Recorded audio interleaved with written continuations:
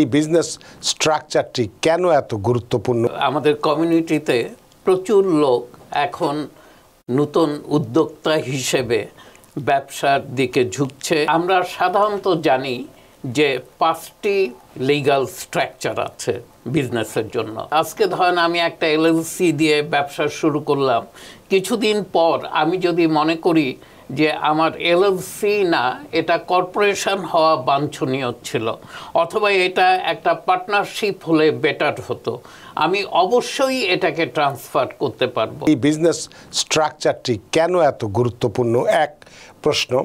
এটির সুবিধা অসুবিধাগুলো কি আছে বা কি কি বিষয়ের উপরে নজর রাখতে হবে, এবং ট্যাক্সের রীতিনীতি কেমন হবে, কি ভিন্ন ধরনের হবে, এবং সেটা কি নিজেরাই কি আমরা চুজ করতে পারবো কি না, এই বিষয়গুলো নিয়ে আপনি বিস্তারিত আলোচনা করবেন, এবং এর মাঝখানে আলোচনার মাঝখানে নিশ্চয়ই কিছু প্রশ্ন আসবে, সেগুলো আমরা করব। যারা পারভেজ কাজী। ধন্যবাদ রানা ভাই।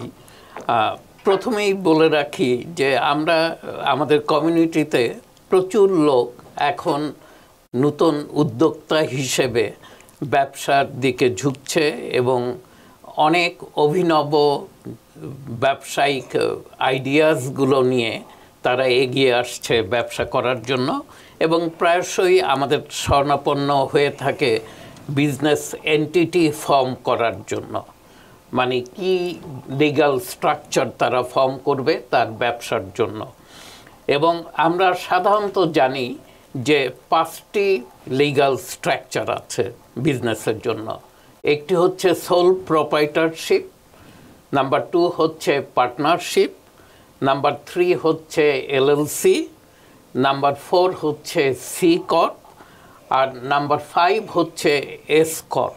অনেকে এস কর্পোরেশনকে একটা আলাদা স্ট্রাকচার বলে না, অনেকে বলে যে এটা কর্পোরেশনের অধীনেই একটা ট্যাক্সিং স্ট্রাকচার। তো এখন এটা আমাদের রাইট স্ট্রাকচার চুজ করা কেন এত বেশি ইম্পর্টেন্ট? আমরা কি পরবর্তীতে এটাকে যেই স্ট্রাকচারটা আমার জন্য রাইট ছিল সেটাই কি আমি ফেরত যেতে পারি না কখনো মধ্যবর্তী সময়ে অথবা ব্যবসা শুরু হওয়ার পরে? হ্যাঁ, আমি অবশ্যই পারি। এই জায়গাটা একটু পরিষ্কার হওয়া উচিত। আজকে ধরেন আমি একটা এলএলসি দিয়ে ব্যবসা শুরু করলাম, কিছুদিন পর আমি যদি মনে করি যে আমার এলএলসি না, এটা কর্পোরেশন হওয়া বাঞ্ছনীয় ছিল, অথবা এটা একটা পার্টনারশিপ হলে বেটার হতো, আমি অবশ্যই এটাকে ট্রান্সফার করতে পারবো, পরিবর্তন করতে পারবো। কিন্তু কেন এটা বলছি? আমি যদি প্রথম থেকেই রাইট এন্টিটি নিয়ে ব্যবসাটা শুরু করি তাহলে আমার জন্য কাজটা কিন্তু একটু সহজ হয়। তো বিজনেস স্ট্রাকচার তৈরি করার সময় আমরা সাধারণত 4টি জিনিসের উপরে খুব বেশি গুরুত্ব দিয়ে থাকি। প্রথম জিনিসটা হচ্ছে কন্ট্রোল, মানে how much you want to control your business. মানে আপনার ব্যবসা, আপনার ব্রেন চাইল্ড, আপনি ব্যবসাটা শুরু করছেন এবং হয়তো আপনি একা, অথবা আপনি হয়তো বেশ আরও কয়েকজনের সাথে। তো কন্ট্রোল কতখানি আপনি রাখতে চান? আপনি কি ফ্লেক্সিবল, মানে কন্ট্রোল অন্য লোকের হাতেও দিতে চান, নাকি না ব্যবসার পুরো কর্তৃত্বটাই আপনার হাতে রাখতে চান? এটা একটা কিন্তু বড় ডিসিশন, এটা আপনাকে নিতে হবে। আপনি যদি মনে করেন এটা আমি শুরু করেছি, পরবর্তীতে 1 জন 2 জন 3 জন যারা এসে আমার সাথে যোগ দিবে তারা একটা ছোট্ট percentage of the business definitely own করবে, হোল্ড করবে এবং রেসপন্সিবিলিটি নেবে, কিন্তু মেইন রেসপন্সিবিলিটি থাকবে আমার।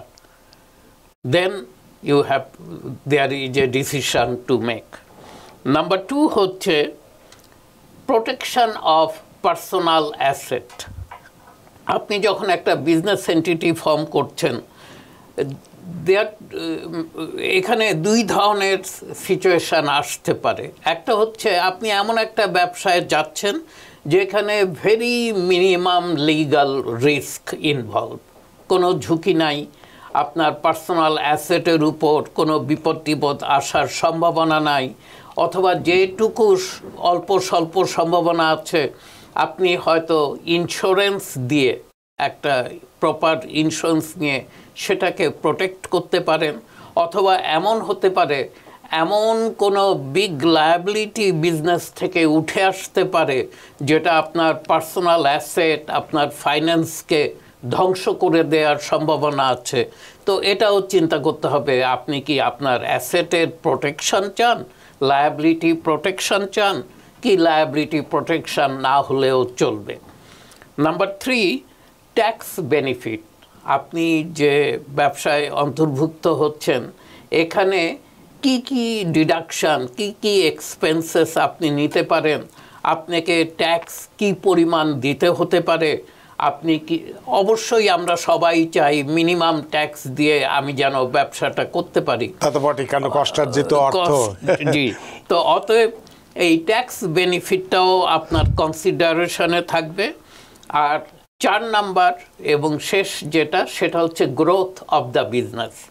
আজকে হাঁটি হাঁটি পা করে যেই ব্যবসাটা শুরু হলো, একদিন কিন্তু সেই ব্যবসা দৌড়াতে শুরু করবে, মানে মহিরুহিতে পরিণত হবে, বটবৃক্ষে পরিণত হবে। এবং তখন এই ব্যবসার জন্য আপনার হয়তো ইনভেস্টর দরকার হতে পারে, আপনার হয়তো ভেঞ্চার ক্যাপিটালিস্টদেরকে অ্যাট্রাক্ট করতে হতে পারে, এবং ব্যবসার ক্রেডিট বাড়াতে হতে পারে, এবং ব্যবসা মহিরুহে পরিণত হতে পারে। এবং সেটার জন্য আপনি কি আজকের থেকেই নিজেকে তৈরি করবেন, নাকি না সেটা পরবর্তীতে গিয়ে সিদ্ধান্ত নেবেন? এই 4টা বেসিক জিনিসের উপর ভিত্তি করে সাধারণত এন্টিটিগুলোকে ফর্ম করা হয় অথবা স্ট্রাকচার করা হয়। এখন কোন স্ট্রাকচার, কোন এই 4টার মধ্যে কোনটা আপনার জন্য ফিজিবল না আপনাকে নিতেই হবে, এবং কোন পার্টগুলো আপনি ছাড়তে পারেন।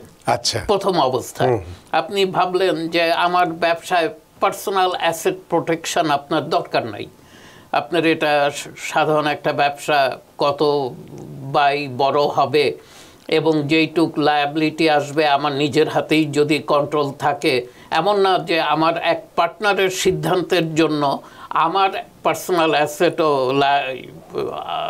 আনপ্রোটেক্টেড হয়ে গেল, এরকম নয়।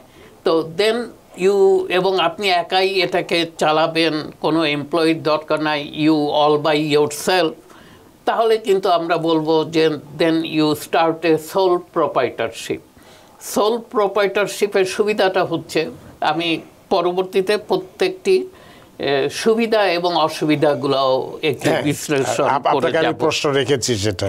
জি, তো সোল প্রোপ্রাইটারশিপের সুবিধাটা হচ্ছে এটা খুব সহজেই ফর্ম করা যায়। এটার জন্য স্টেটে যে ডিপার্টমেন্ট অফ স্টেট আছে তাদের কাছে গিয়ে কোনো ফাইলিংয়ের প্রয়োজন হয় না। অনেক সময় অনেক স্টেটে আপনি কাউন্টি ক্লার্কের অফিসে এটা ফর্ম করতে পারেন। এটা খুব সহজ, সিম্পল, এবং এটা অনেকের জন্য ফার্স্ট স্টেপ। যে কোনো ব্যবসা শুরু করার আগে শুরু করলাম, দেখি ব্যবসাটা কেমন যায়। তো সোল প্রোপ্রাইটারশিপের সুবিধাগুলো হচ্ছে যে very easy to set up করতে খুব একটা খরচ নেই। আপনাকে কোনো অ্যাটর্নির কাছে যেতে হবে না, অ্যাকাউন্টেন্টের কাছে যেতে হবে না, you can do it by yourself. অথবা আপনি কাউন্টি ক্লার্কের অফিসে গিয়ে ব্যবসাটা এস্টাবলিশ করলেন খুব অল্প একটা ফি দিয়ে। কিন্তু যেই লাইসেন্সিং রিকোয়ারমেন্টস আছে, প্রত্যেকটা ব্যবসার কিছু লাইসেন্সিং রিকোয়ারমেন্টস আছে, সেটা আপনাকে মেনে চলতে হবে। সেটা আপনাকে সেই স্টেটের অথবা সেই জুরিসডিকশনের যেই লাইসেন্সিং রিকোয়ারমেন্ট সেটাকে আপনি ফুলফিল করবেন। আর এটার কনসের মধ্যে হচ্ছে, এটা অসুবিধার মধ্যে হচ্ছে যে আপনার অ্যাসেটস আর নট প্রোটেক্টেড। আপনার অনিশ্চয়তার মধ্যে থাকে। আপনি যদি আপনি মনে করেন যে আপনি যেই ব্যবসায় থাকবেন মেজর কোনো লায়াবিলিটি এসে হিট করবে না, then definitely it's a good way to start with a sole proprietorship. এবং সোল প্রোপ্রাইটারশিপের 3টা আমরা বলে থাকি যে মেনে নিতে হবে। সোল, এটা বাই নেম এটা বলছে যে ওয়ান ওনার, একজন ওনার, একাধিক ওনার হতে পারবে না। কোনো এমপ্লয়ি নেই এবং মিনিমাল লিগাল রিস্ক, যদি আপনার এই সিচুয়েশানে থাকেন তাহলে definitely sole proprietor is way to go. কিন্তু যখনই সেম সোল প্রোপাইটারশিপ কিছুদিন চলার পর আপনি যখন একজন পার্টনারকে নিলেন, then it becomes same thing, but এটা এসে দাঁড়িয়ে গেল জেনারেল পার্টনারশিপে। এখন আপনি একক নন, এখন আপনার সাথে আরেকজন আছে কি আরও 3 জন আছে, what ever situation it is. এই সিচুয়েশানে আপনি ডিসাইড করবেন কতজন পার্টনার আপনি নেবেন। তবে পার্টনারশিপেও কিন্তু আপনাকে ডিপার্টমেন্ট অফ স্টেটের সাথে কিছু ফাইলিংয়ের রিকোয়ারমেন্টস নেই, কিন্তু পার্টনারশিপে একটা জিনিস ভেরি ইম্পর্টেন্ট, সেটা হচ্ছে যে গুড পার্টনারশিপ এগ্রিমেন্ট। যেহেতু পার্টনারদের মধ্যে চুক্তিপত্র থাকতেই হবে, এখানে সেখানে প্রত্যেকটা টির মাথাটা কাটতে হবে এবং প্রত্যেকটা আইকে ডট করতে হবে। যেহেতু পার্টনারশিপে সমস্যাটা হচ্ছে কিছুদিন পরই পার্টনারদের মধ্যে মতানৈক্য দেখা যায়, মতবিরোধ দেখা যায় এবং অনেক সময় বলা হয় এটা বলা ছিল না, এটা কথা ছিল না, এটা করা হচ্ছে। তো সেগুলো যেন না হয় নিজেদের মধ্যে। আপনারা যত বন্ধুই হন না কেন, যত ক্লোজলি কানেক্টেড হন না কেন, কিন্তু সবচেয়ে বড় জিনিস যেটা দরকার যে এ গুড পার্টনারশিপ এগ্রিমেন্ট, মানে একদম ক্রিস্টাল ক্লিয়ার যাতে থাকে বিষয়টা হতে হবে। এবং আজকে যেই সমস্যাগুলো নেই, 5 বছর পর এই সমস্যাগুলো আসবে, সেগুলোর ব্যাখ্যাও কিন্তু আজকের এই পার্টনারশিপ এগ্রিমেন্টে থাকতে হবে। কেউ যদি বের হয়ে যেতে চায়, সে কিভাবে বের হয়ে যাবে, it has to be spelled out. এবং নতুন পার্টনার যদি ঢুকতে চায়, সে কি কি পদ্ধতির মাধ্যমে সে আপনাদের পার্টনারশিপে অংশগ্রহণ করবে, সেটাও স্পেলড আউট হতে হবে। Partnership is very lucrative, very good way to গো। এবং এটার জন্য যেহেতু একটা ব্রেইন কাজ করা আর 4টা ব্রেইন কাজ করা, বুঝতেই পারছেন যে ব্যবসাটা অনেক বেশি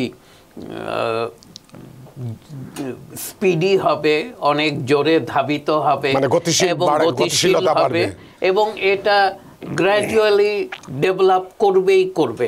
এটা ক্রমশ বৃদ্ধি পাবে, ব্যবসা উন্নতি হবে এবং উন্নতি হতে থাকলেই দেখা গেছে পার্টনারদের মধ্যে সমস্যা হয়, অথবা দেখা যায় যে ব্যবসায় যদি লস হয়, লোকসান আসে, ক্ষতির মুখোমুখি হয়, তখনও পার্টনাররা একে অন্যকে দোষারোপ করতে শুরু করে। তো পার্টনারশিপে আবার এরকমও দেখেছি যে, এটাও বলা ভালো যে অনেক লসের মধ্যে কখনো এক পার্টনার আরেক পার্টনারের উপরে এক বিন্দু দোষারোপ করেনি এবং সে হাসি মুখে পুরা লসটা সে মেনে নিয়েছে, এরকমও আমার অভিজ্ঞতা আছে। তো আমি শুধু একতরফা বলে যাব যে পার্টনারশিপ মানে ঝগড়া তা না। আমি যদি বুঝিয়ে থাকি তাহলে আমি ভুল, আমি সেটাকে শুদ্ধ করে নিচ্ছি। আমার নিজের চোখেই দেখা এরকম অনেক পার্টনারশিপ দেখেছি, ব্যবসায় অনেক ক্ষতি হয়েছে কোনো একজন পার্টনারের সিদ্ধান্তে, কিন্তু পার্টনাররা সকলেই সেটাকে মেনে নিয়েছে যে এটা ওদের সকলের সিদ্ধান্ত। তো এটার সুবিধাগুলো হচ্ছে সহজেই তৈরি করা যায় এবং ডিপার্টমেন্ট অফ স্টেটের কোনো রিকোয়ারমেন্টস নেই এবং সব কিছু যেহেতু শেয়ার হয়, share management, shared responsibility, shared profit, সব কিছু শেয়ার হয় বলেই একজনের মাথার উপর থেকে বোঝা অনেকটা কমে আসে। নিউ ইয়র্ক থেকে সম্প্রচারিত TVN 24 টেলিভিশন বিশ্বজুড়ে বাঙালির কণ্ঠস্বর।